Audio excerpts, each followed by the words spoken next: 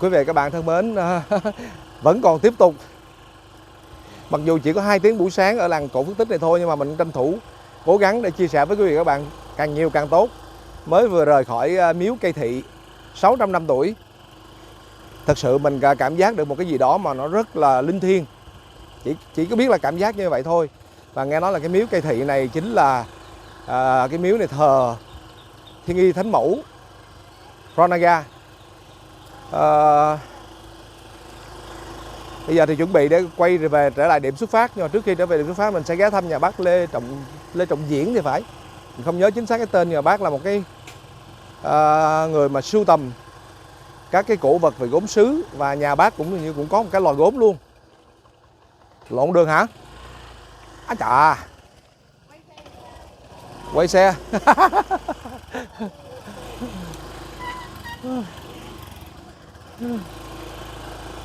Lý do là vì 9 giờ rưỡi là phải có mặt tại, là phải về ngược trở lại khách sạn để cho một đoàn đi về Sài Gòn trước để kịp chuyến bay 11 giờ. Ai chà chà, ôi mít quá trời luôn. Ở đây còn có mấy cái họ trồng cây cối rồi một cách rất là tự nhiên luôn, chứ không phải là canh tác chuyên nghiệp gì, mà nhìn những cảm giác rất là dễ chịu.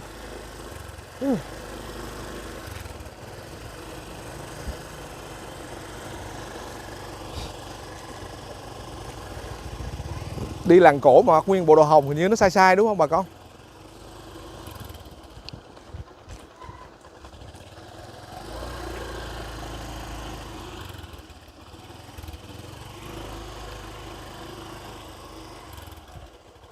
Trời ơi siêu thích luôn. Oh wow.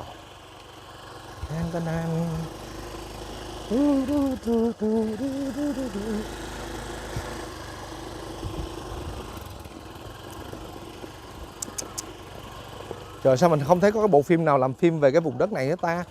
Ở đây mà làm bối cảnh phim mình cũng hơi bị xuất sắc đấy.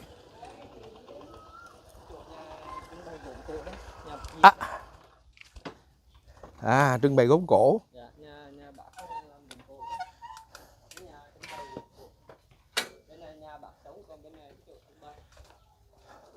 Ồ, đây là nhà của bác sống.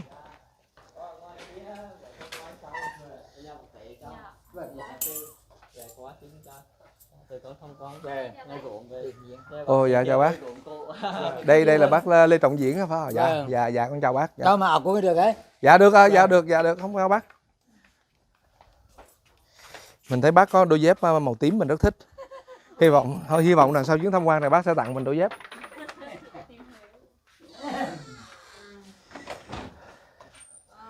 Đây cái nhà trưng bày gốm cổ của bác đây. Đẹp chưa? Bên kia là nhà bác ở. Dạ không sao đâu. Dạ. Tại vì chơi chân tùy nha, các bạn cứ thoải mái nhé. Ồ. Ở đây nó hơi tối một chút xíu, nhưng mà thôi, không sao cả. Samsung ở S20 sẽ hỗ trợ chúng ta thực hiện chương trình này. Dạ nó hơi thiếu sáng chút xíu nhưng không sao đâu bác. Đấy. Rồi chắc cái này là mình biết đặt rồi, cái này chắc phải nhờ bác rồi. Dạ nhờ bác lướt qua một vòng.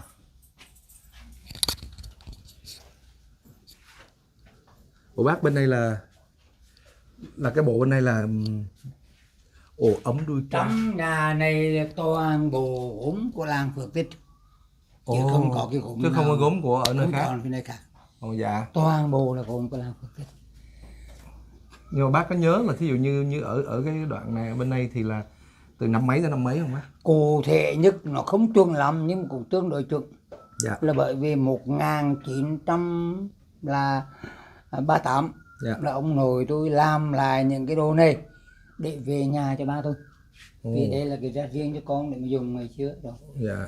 Thì có lẽ trước đó một vài năm khi làm cái tích lũy. Cụ thể là như thế. Còn những cái nào nấu ăn như thế này thì mới làm sao đi, mình mới làm sao đi nhưng cũng khoảng 50-60 năm rồi, 50 năm rồi. Ồ, đây là toàn bộ là gốm ở Phước Tích hết nha bà con. Nhà bác có làm, còn làm không bác? Cả làng Phước Tích 1470 thành lập làng thì đã chuẩn bị, tức là làm gốm hết rồi. Lấy nghề gốm để làm nghề chính để sinh sống, không có nghề nào ngoài gốm Phước Tích hết, mà là chỉ có lấy cái gốm này làm nghề chính thôi để sinh sống. Hóa ra vậy là làng cổ Phước Tích mình là sống bằng nghề gốm. Chắc các anh các chị tìm trong sách Ô Châu Cận Lục của Dương Vân An mà viết á, vào những năm 1553 thì không có mối thu nhập nào lớn cho bằng cái đất nông của làng Phước Tích này. Tức là làng Phước Tích là một thời rất là thịnh vượng á. Thịnh vượng. Đại thịnh vượng. Vì đặc biệt nhất của gốm Phước Tích nổi tiếng là nhờ hai mặt. Thứ nhất là chất lượng, thứ hai là màu sắc. Các anh nhìn vô trong cái gốm Phước Tích này 1 triệu cái là 1 triệu cái màu khác nhau, không có cái màu nào giống nhau. Không có cái màu nào giống màu hết. Cái này trong nghề nghiệp ta gọi là họa biến. Họa biến tức là từ lửa nó tạo ra. Họa biến. Tức là lửa nó tạo ra. Từ hay quá ta. Có như thế. Đất Phước Tích chắc chắn các anh các chị đã từng ăn cơm om điêu rồi. Có lẽ từng ăn cơm điêu rồi. Cơm om điêu là phát xuất từ cơm om làng Phước Tích để dâng cho vua. Khi Gia Long lên ngôi 1802 chính thức đặt tên cho làng Phước Tích cho đến bây giờ. Trước đó mới tên làng Phước Tích, trước đó là Hoàng Giang, Phước Giang. Sau đó 1802 thì đặt tên cho Phước Tích. Và kể từ đó buộc làng Phước Tích phải làm cái om này để nấu cơm cho vua. Cái om này cho bằng thể tích bằng cái nồi một nồi đồng này. Mà cả chi của vua thì đều gọi là ngừ cả. Cả chi vua ngừ hết. Chỉ có vợ ngừ thôi chứ không chi ngừ hết. Chuối ngừ này, đầu ngừ này, ngừ là ngừ ý này, có 2 cái ngừ với bao. Còn vợ nó phải vợ ngừ thôi chứ không chi ngừ hết. Chuối ngừ. Còn chi cũng ngừ. Chi ngừ hết, của vua là ngừ hết. Thành cái này gọi là om ngừ. Om Phước Tích thì ngon. Om này cơm om niêu nè. Cơm om niêu là phát xuất từ cơm om làng Phước Tích mà ra. Phước Tích là cùng vua dâu của Gia Long đặt. Gia Long đặt. Và Phước nghĩa là phúc phải không ạ? Phước là phúc. Là tích đức. Tích là tích phước. Còn nghĩa là giữ lại cái đức cái phước. Cái tên này là vua đặt hả? Cái này là do Gia Long khi lên ngôi 1802 sửa lại. Cái trước đó là làng Hoàng Giang. Khi đời Tây Sơn lên là bị phạm hủy, sửa lại là Phước Giang. Trước đó là Hoàng Giang là Phước Giang, sau đó Gia Long lên 1802 thì cũng được vì đăng đó thì vua sửa lại tên là Phước Tích cho đến bây giờ. Vậy là cái làng này có cái tên là từ năm 802 là từ 802 là chính thức tên làng Phước Tích. Còn thật ra cái gốc là đã 1470 rồi. 1470 tức là làng hồi xưa là tức là ở dòng Quyết đấy vô đây. Thành đầu tiên làng ghi nhớ quê hương thì ngài khai căn ngài lấy làng Cam Quyết. Sau đó thành làng là Phước Giang. Rồi đến Hoàng Giang. Sau đó mới thành Phước Tích. Như thế. Cái om này hay quá rồi mới thấy á. Còn mình mấy cái niêu mình ăn thì nó bình thường ha, cái niêu này như các anh chị ăn cơm om niêu thì có lẽ rằng không để ý. Là vì các anh chị khi họ ăn là họ nấu bằng cơm dộm hoặc là họ có cái tổ là có dộm. Là vì họ đất họ sống nhưng phải kêu như đi đâu. Giống như cái chuông à. Không phải kêu như Phước Tích đi đâu. Đất Phước Tích nó chỉ như thế này. Nấu cơm nó không hôi. Chứ còn các nơi khác thì họ một là họ phải nấu cơm dộm, thường nấu cơm xong bỏ vô thì họ không kêu như đi đâu. Họ không kêu được như là Phước Tích đi đâu. Vẫn nghe như cái chuông á. Nhưng mà cái này chưa thành sành. Trong nghề gốm thì có 2 loại. Những cái nào đừng thì như thế này gọi là sành. Vì nó kết tuột rồi. Bắc lên lửa thì nó nổ. Còn cái này đừng thì nó thấm nước. Nhưng mà bắc lên nó không nổ vì nó còn đang hôi. Nó còn đang hôi nó không nổ. Còn trong lò làng Phước Tích, chụp ra ngoài lò tôi thì chỉ cụ thể chứ. Làng Phước Tích có 2 loại lò. Một loại lò đun toàn bằng sành. Một loại lò đun ra cái này. Cái này thì cụ thể như hôm nay mình biết được rằng là khoảng 1000 độ, 900 đến 1000 độ. Còn cái này là 1200 độ. Ngày xưa là đun bằng kinh nghiệm. Hôm nay cụ thể nhất là bởi vì cái lò ga. Cho nên biết được cái nhiệt độ của cái lò. Nãy cháu thấy trên đây nó có một cái dấu với một cái dấu này là riêng của tôi làm của nhà tôi. Tôi làm riêng của nhà tôi. Tôi đây chữ đây. Là Mỹ cư đấy. Dạ. Mỹ cư hả? Mỹ cư là cái Đây là tôi lấy đi dầu đấy. Dạ, cái giống như cái thương hiệu của nhà chú á. Chắc tôi làm cho. Dạ. Cháu xin phép chụp một phát. Đây om ngự. Cái om này để cho vua ăn, để cho dân ăn. Dạ. Còn cái om này tức là đặc biệt nhất là khi tiếng vua 100 cái thì ở làng không còn cái nào hết nữa. Nếu như còn lại mà phạm thượng thì không những chết một nhau, chết cả mấy họ nữa. Nữa. Thành cả ní để cho ông nội sau đi nó nhẹ hơn.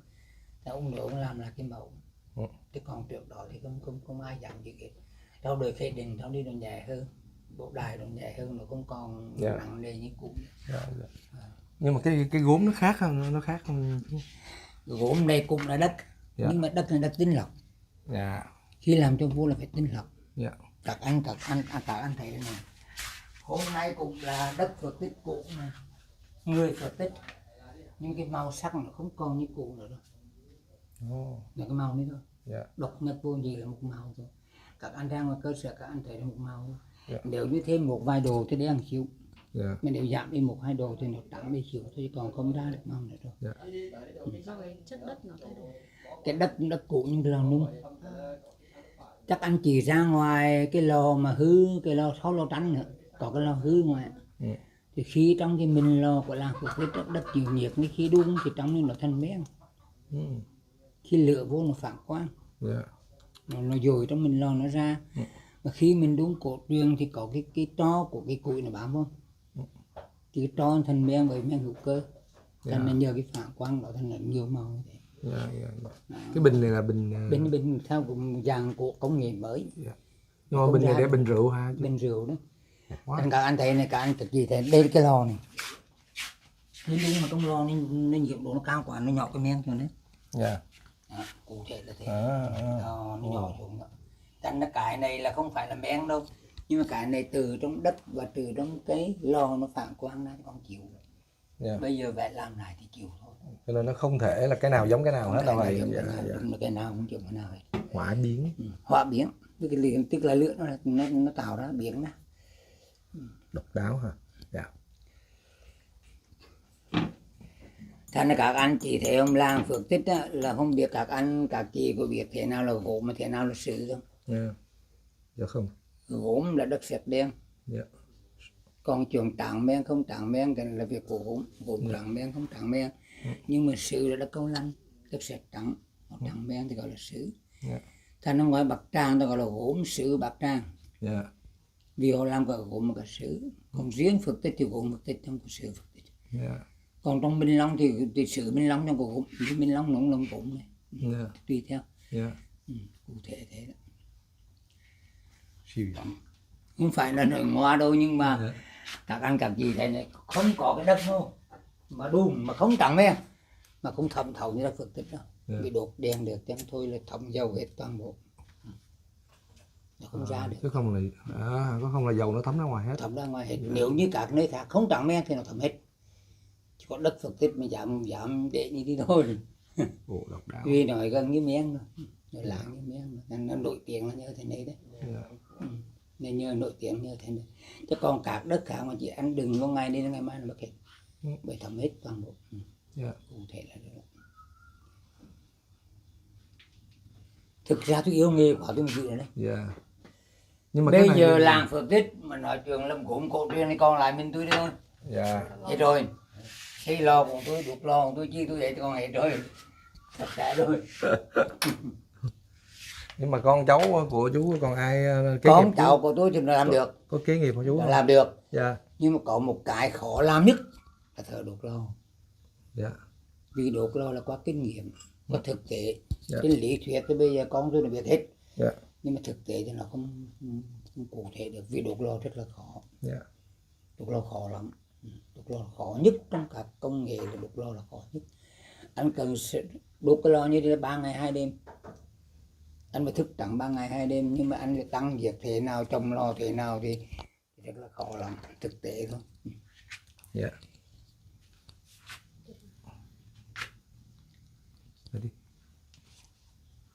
chụp mấy cái mẫu gốm, chụp hết vậy. Muốn ra đặt chú.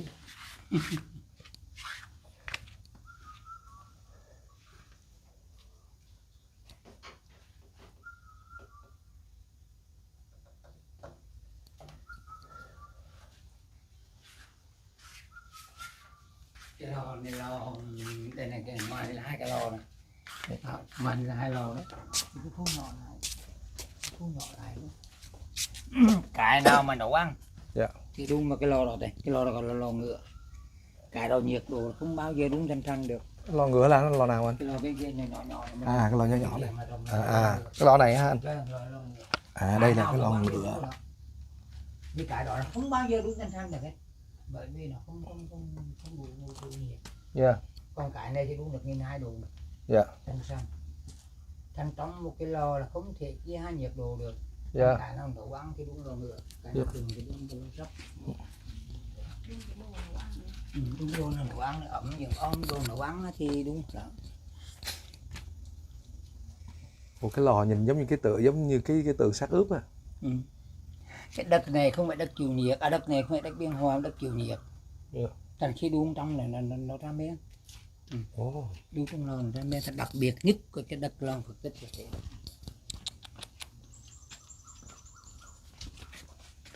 Cái này cái củi để đục lò. Củi đó củi gì vậy? Ủa bên trong nó đẹp quá ha, giống như có. Ý là nó bằng gỗ gì ạ? Đủ thứ. Đây là trong vườn thì để cho khô để đun lò. Bây giờ là cái người mà làm chỉ có Lăng Phật Tích với trong ba cây đi thôi. Truyền thống. Các làng khác họ trồng 4 cây. Nhưng mà không, này cụ đi họ trồng là trong họ sắp 4 cái, như đây sắp 3 cái thôi. Nhưng mà không có chi nhúc kia thực hiện. Không có chi nhúc kia thực hiện cụ này hết đó. Không có chi nhúc kia được hết. Củi này củi gì vậy cô cho cái này là củi nhang, củi cây trong vườn á. Dạ. Sang cũng kéo thử. Độc đáo thiệt chứ. Chụp. Xếp củi nghệ thuật đấy, cái này mà là.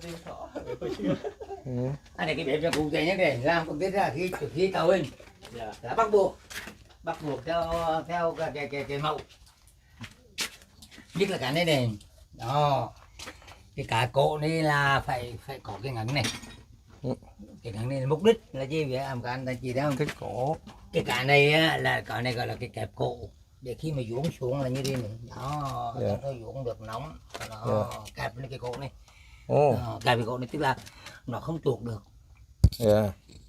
Rồi lên một số, con cái này thì nó nguyên thì có 2 cái quay rồi thì dễ rồi, cái thì 2 quay thì dễ rồi, sóc cái đi dễ rồi đó, cái sóc cái đi thì dễ đấy nè.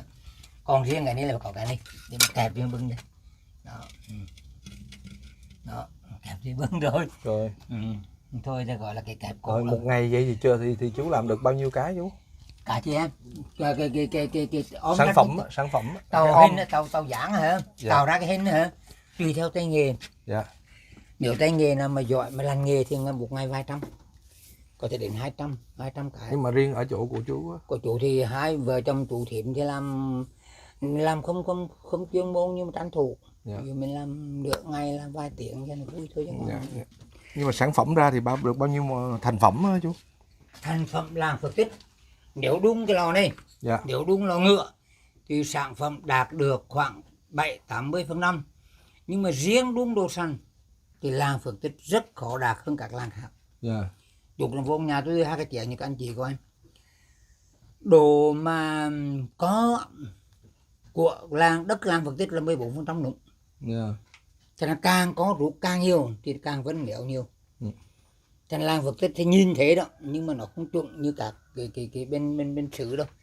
Bên Sử là đúng ra là chuẩn 100%. Còn thằng gốm thì khó đúng, như đất Phật Tích thì càng khó nữa. Này bàn xiên chuốt này, bàn sên chuốt. Đất Phật Tích thì đất nằm cách đây 12 cây của làng Diên Khánh. 12 cây. Diên Khánh à? Làng Diên Khánh của huyện Hải Lăng, tỉnh Quảng Trị. Ở dưới Diên Khánh á. Là lấy đất là gì đó? Đất gốm chứ đất sét nào làm gốm được hết. Không có đất nào làm được. Nhưng mà được chất lượng tốt cái xấu đó, còn đất không làm được. Vùng đó là đất sét. Đất sét. Ồ, cái bàn sên Thì suốt làm gạch cũng đất sét. Cái gạch cũng đất sét. Nhưng mà các anh các chị đi ngoài đường mà thấy cái gạch đó chưa đầy 10 năm, hơn 10 năm nữa, 2006 chứ 14 năm một hết rồi. Dạ. Còn cái gạch cái làng Phước Tích này, cả trăm năm nó còn nhúc nhích. Đó, thành nó tùy theo cái chất đất. Dạ, dạ. Ồ. Làm chúc cái làng Phước Tích này, làm cái men này. Thành thực ra ăn men của làng Phước Tích thì nó không độc. Vâng. Vì men toàn bộ là men tròn trấu. Nhưng mà cái màu sắc của men Phước Tích thì nó không đẹp hơn các nơi khác, bởi vì men tròn trấu trong cái men không phải men hóa chất. Men hóa chất thì nó lạng hơn, nó bóng hơn. Ví dụ như trắng thì nó trắng hơn. Đó. Còn men này thì nó xấu hơn. cái này mình tìm mua ở đâu chú? Cả gì? Mấy cái Ngoài chén lò. bát ngoài lò hả? Ngoài cơ sở. Ngoài cơ sở chứ. Vâng. Bán nó kính con. À. Bán nó kêu. Kêu ngon kêu đi. Dạ, dạ, dạ. Ngoài lò là ở đâu? Ngoài cơ sở. À, ngoài cơ sở của chú ở ngoài á hả? Không, của thằng cháu mà nữa. À, cơ sở tên gì chú? Mấy cái của một kết qua cái bờ sông á. Bờ sông hả? Có một cơ sở một. Có cơ sở một. Hình như đang còn quảng diện mà thấy. Dạ hồi cho con chưa ra đây. Ở ra rồi đang còn quảng diện mà nó. Dạ, dạ, dạ, dạ. Đi. Ra ngoài coi tìm đặt sản phẩm về làm dạ. Vì là men hữu cơ. Men hữu cơ. Men hữu cơ nó không có độc. Không có độc. Không có đẹp thôi. Thì không đẹp, nó không được lãng, nó không được bóng. Như cái đồ chạy của hãng, cái đồ mà men tan của hãng thì cũng cao hơn. Còn men hữu cơ thì bỏ và chất xúc tác nhanh hơn, nhẹ hơn. Cái đèn dầu nãy có ở ngoài đó có bán không chú? Không. À. Có. Giờ đi mua đem vô rồi. Trời ơi làm sao? Chiều rồi. Cái này là thành thử. Một cái duy nhất. Không, cái này là giống bảo tàng của chú đó. Mà, thực ra bây giờ bạn đi là mất hết không còn nữa rồi. Dạ. Bạn đi thì nó mất. Vì là thực với cả anh chị rằng về làng Phước Tích mà không thấy gốm là không phải về làng Phước Tích. Vì làng Phước Tích là phải có gốm. Vì nó đến gốm là cả hồn là cả cốt của làng. Dạ. Hồn làng Phước Tích cũng là gốm, mà cốt làng Phước Tích cũng là gốm. Bởi vì cái gốm Phước Tích là núi sống dân làng từ 1.650 năm. Hay quá. Dạ, rồi, cảm ơn chú. Vâng. Dạ.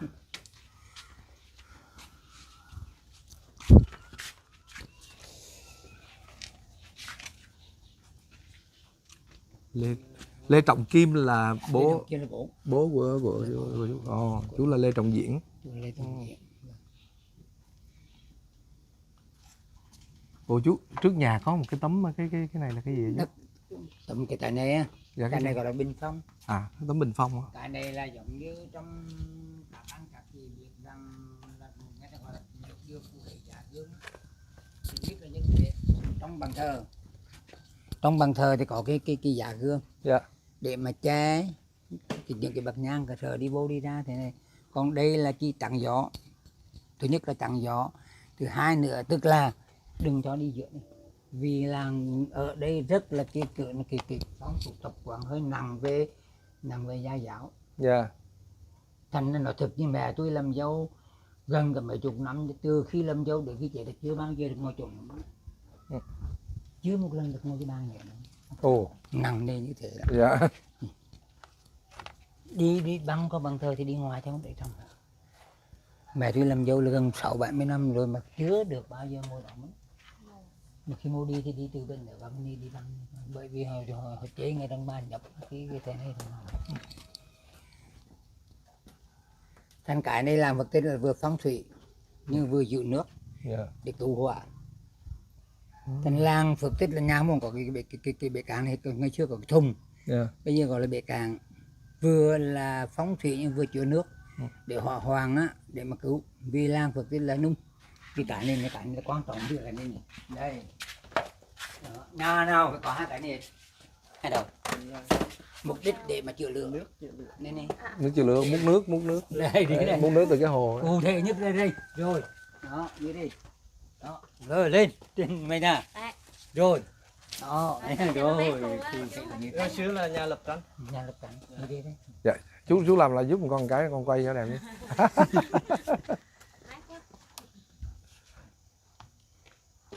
Đây. Một, hai, ba. Ý. Ồ, độc đáo. Anh làm được. Để con thử. Có chừng lên đâu đó. Ba, mẹ nha. Cái đấy là giống như còn nặng còn lên đâu. Kia làm cho mọi người. Coi đây coi chưa coi chưa. Coi chừng, coi chừng. Trời, trời. Coi chừng. Rồi đây. Chết. chú Làm đi. Rồi. À, được. Đó. Ông tự tưới ổng luôn kìa.